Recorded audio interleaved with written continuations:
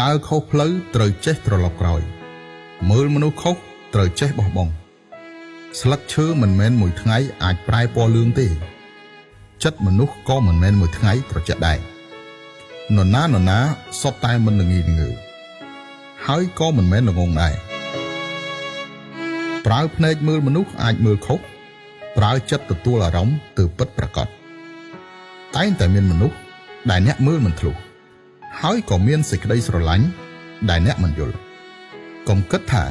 ឲ្យតែអ្នកលះបង់គឺអាចទទួលបានកុំគិតថាសេចក្តីស្រឡាញ់ជ្រាលជ្រៅគឺអាចគង់វង្សដល់ចាស់ការប្រែប្រួលជាច្រើនធ្វើឲ្យអ្នកចាប់មិនទាន់ការស្ទាក់ស្ទើរជាច្រើន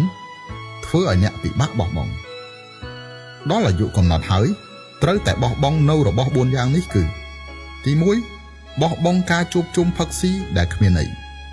ទី2បោះបង់មនុស្សដែលមិនស្រឡាញ់អ្នកទី3បោះបង់សាច់ញាតិដែលមើលងាយអ្នកទី4បោះបង់មិត្តភ័ក្តិពុតត្បុតខ្លែងខ្លាយប៉ុន្តែចាំបាច់ត្រូវ